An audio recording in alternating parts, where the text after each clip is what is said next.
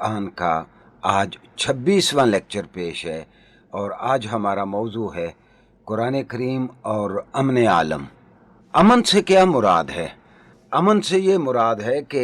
ہر شخص کی جان، مال، عزت اور آبرو، دیگر تمام انسانی ضروریات کی حفاظت کے ساتھ ساتھ ایک ایسا نظام ہو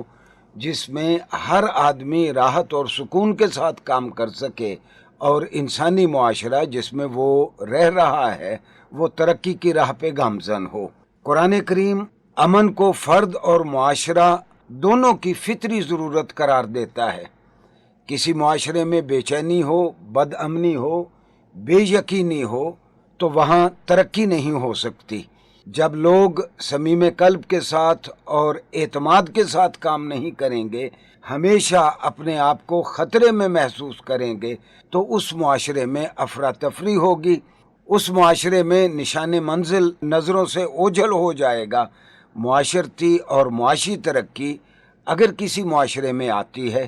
تو خوشحالی اور حالت امن کی صورت میں آتی ہے۔ یہ حالت امن کے تحفے ہیں جو معاشرے ترقی کرتے ہیں۔ اس لیے قرآن کریم نے کہا، اعوذ باللہ من الشیطان الرجیم، بسم اللہ الرحمن الرحیم، الفتنۃ اشد من القتل،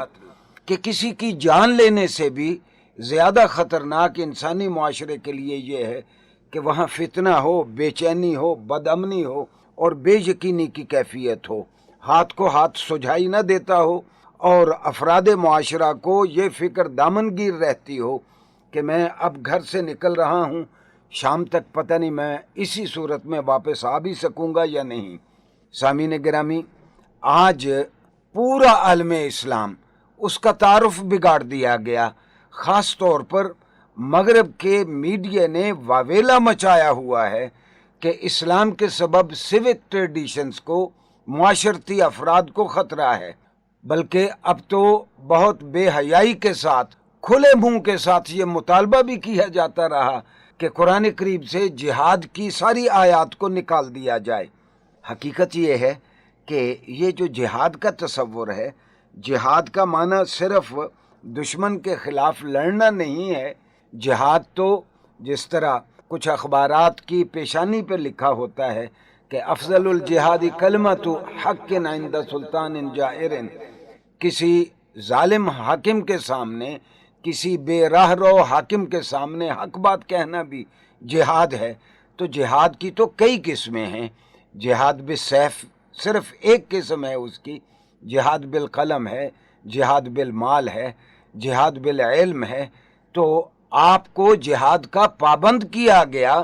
اس لیے کہ آپ معاشرے سے برائیوں کو دور کریں۔ جہاد کا صرف یہ کنسیپٹ ذہن میں رکھنا کہ جہاد سے مراد ہاتھ میں بندوق یا تلوار اٹھا کر دشمنوں کے خلاف لڑنا ہے، یہ جہاد کا ایک محدود تصور ہے۔ ہاں، اس کی بھی اجازت ہے اگر حکومت خود اس بات کا فیصلہ کرے۔ سامعین گرامی، یہ درست ہے کہ اسلام ایک دعوتی مذہب ہے۔ جناب علیہ الصلوۃ والسلام نے ہم سب کو پابند کیا ہے کہ جس کے پاس جو اچھی معلومات ہیں وہ پابند ہے اس بات کا کہ جن کو معلومات حاصل نہیں ہیں ان تک وہ پہنچائے۔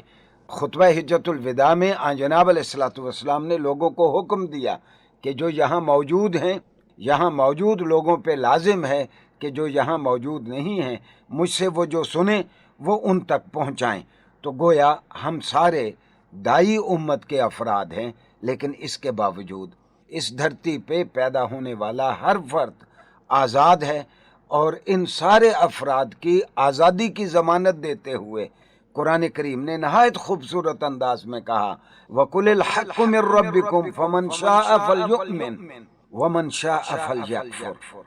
اے محمد صلی اللہ علیہ وسلم، آپ لوگوں سے فرما دیں کہ یہ حق ہے جو اللہ کی جانب سے مجھ پہ اتارا گیا اور میں تم کو بتا رہا ہوں۔ میں نے تم تک بات پہنچا دی، اب جو چاہے ایمان لے آئے، جو چاہے ایمان نہ لائے۔ تو گویا ایمان لانا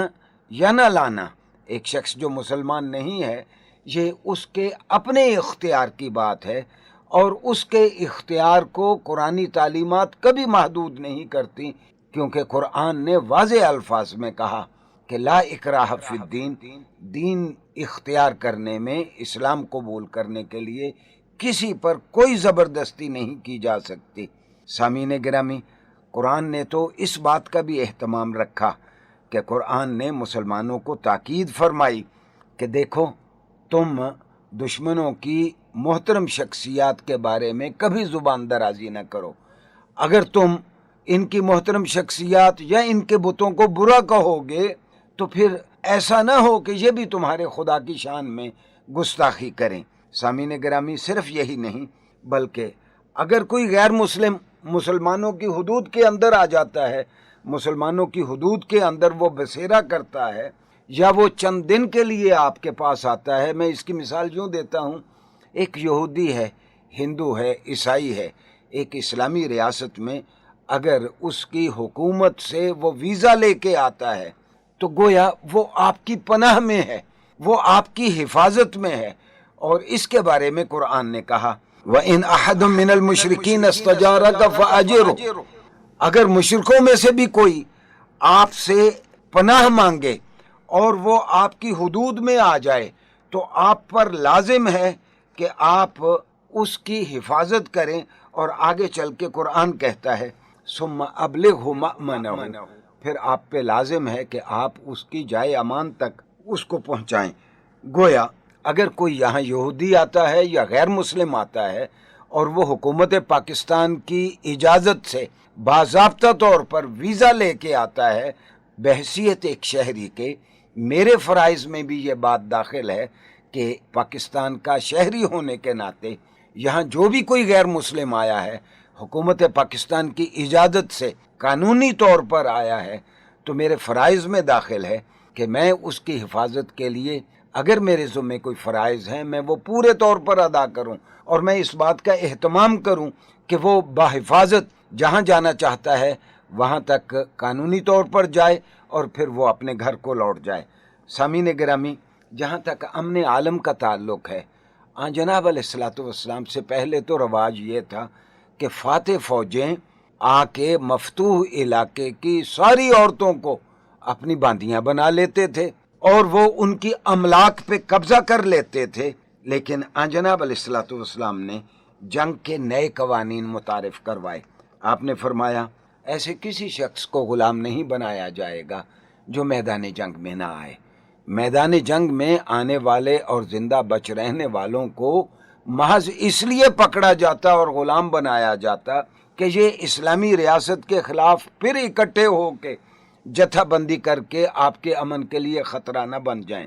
جناب علیہ الصلوۃ والسلام لوگوں کو ہدایت فرماتے کہ جن علاقوں پہ تم فوج کشی کرو وہاں کی فصلوں کو برباد نہیں کرو گے، وہاں کے درختوں کو نہیں کاٹو گے، ان کے مویشیوں کو ذبح نہیں کرو گے، وہاں لوگوں کا قتل عام نہیں کرو گے۔ تو تاریخ نے یہ منظر بھی دیکھے کہ خالد ابن ولید رضی اللہ عنہ کی سربراہی میں اسلامی فوجیں دشمنوں کے مفتوحہ شہر میں فاتح کی حیثیت سے داخل ہوتی ہیں، اور مسلمان فوجیوں کی آنکھیں زمین پہ گڑی ہوئی ہیں، اور دشمنوں کی عورتیں اپنی دیواروں کے اوپر سے منہ نکال نکال کے فاتح فوجوں کو دیکھتی ہیں، اور فاتحین ان خواتین کی جانب آنکھ اٹھا کے بھی نہیں دیکھتے۔ امن عالم کا اور دشمنوں کے ساتھ معاملے کے یہ جو قواعد اور یہ جو طور طریقے اسلام نے متعارف کیے، اس سے پہلے تاریخ اس سے آگاہ نہیں تھی۔ سامعین گرامی، آپ کے ذہن میں سوال یہ پیدا ہوتا ہوگا کہ آج جو پورا مغرب کا پریس مسلمانوں کو سیوک ٹریڈیشنز کے لیے، اقدار اعلیٰ کے لیے خطرہ قرار دے رہا ہے، اس کا سبب کیا ہے؟ اس کا سبب میں بہت اختصار کے ساتھ یوں بیان کروں گا کہ 1992 میں کیرن آرمسٹرانگ ایک بہت بڑی تجزیہ نگار خاتون ہے، برطانوی خاتون ہے، لندن بیسڈ، اور یہ سچ لکھتی ہے۔ اس کی ایک کتاب 1992 میں آئی اور کتاب کا نام ہے دا لائف آف پروفٹ محمد صلی اللہ علیہ وسلم۔ اس میں یہ لکھتی ہے کہ گزشتہ 1450 سال سے انفارچونیٹلی مغرب اپنے ذہن کے کینوس سے اپنی صلیبی سوچ کو نہیں کھرچ سکا۔ مغرب ابھی تک اپنی صلیبیت میں پھنسا ہوا ہے،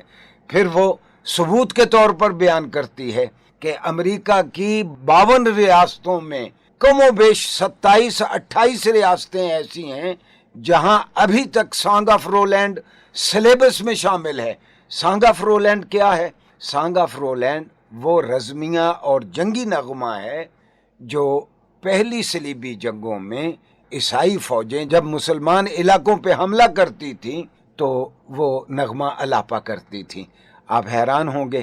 कि मगरब में आज तक अमेरिका में ख़ास तौर पर सेकेंडरी स्कूल्स के लेवल पे बेशुमार स्कूलों में आज भी ये रज़मिया और जंगी नगमे पढ़ाए जाते हैं। तो वो तो बुनियाद परस्त नहीं हैं, लेकिन मुसलमान जो नमाज का एहतमाम करता है, रोज़ा रखता है, वो बुनियाद परस्त करार दिया जाता है। सबब उसका सिर्फ ये है कि जब से ये दुनिया दो कुतबी की बजाय एक कुतबी हुई है,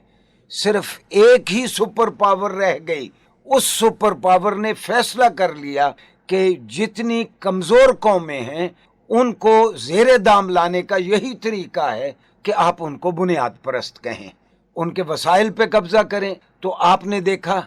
कि इराक के पास कोई वेपन्स ऑफ मैस डिस्ट्रक्शन नहीं थे, बड़ी तबाही फैलाने वाला कोई हथियार इराक के पास नहीं था। और यूनाइटेड नेशंस भी अमेरिका की बांदी की तरह अमेरिका के इशारों पे पहले इराक को पाबंद किया गया कि जितने उसके पास मिसाइल भी हैं वो भी तलफ कर दिए जाएं, और इसके बावजूद वेपन्स ऑफ मैस डिस्ट्रक्शन को बहाना बना के इराक पे फौजकशी की गई और लाखों लोगों को मौत के घाट उतारा गया। और आलमी ज़मीर और अमन का राग अलापने वाले अपनी जगह पे चुप रहे, और वो बहुत सारे इदारे जो इंसानी हुकूक के नाम पे काम करते हैं कभी उनके माथे पे जूं तक नहीं रेंगी। अभी पिछले दिनों में म्यांमार में, जिसका पुराना नाम बर्मा है, वहाँ जो बुद्ध मत के मानने वाले हैं, बुद्ध मत के मानने वाले तो बहुत ही अमन के पुजारी थे, लेकिन मुसलमानों को गाड़ियों से निकाल निकाल के उनके फौजी अफसरान उनको कत्ल करते हैं। गुज़श्ता चंद दिनों में 30,000 के करीब मुसलमानों को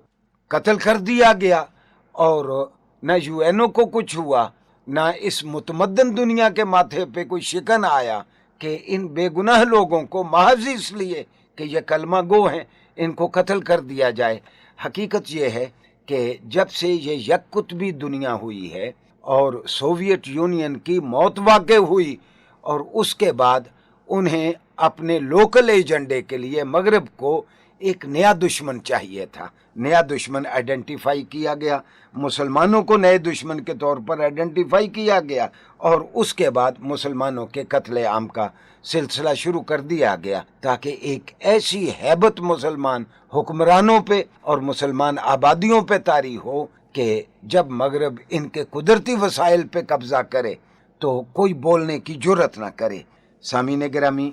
हकीकत ये है कि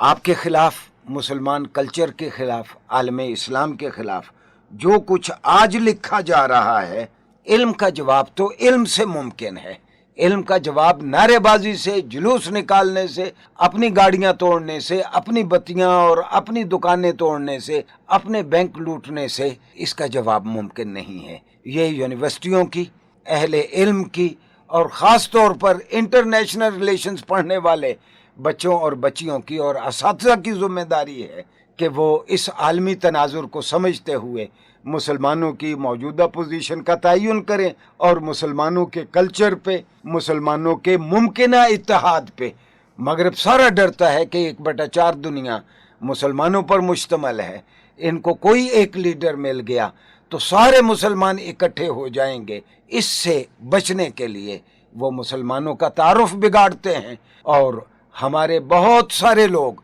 जो मगरब ज़दा हैं इस मामले को ठीक नहीं समझते, वो मगरब की हाँ में हाँ मिलाते हैं, और इस तरह इस्तेमार को वो एक मौका बहम पहुंचाते हैं कि वो कमज़ोर हुकूमतों पे, कमज़ोर इलाकों पे अपनी बालादस्ती को कायम करें। हम तवक्को करते हैं कि ये नई नस्ल इंशाअल्लाह पाकिस्तान को बदलेगी, ये हालात को सही तनाजुर में देखेंगे, और फिर इल्म की बुनियाद पर, मुआशी तरक्की की बुनियाद पर پاکستان کو دنیا کے صف اول کے ممالک میں لانے کے لیے جد و جہد کریں گے۔ والسلام علیکم ورحمۃ اللہ وبرکاتہ۔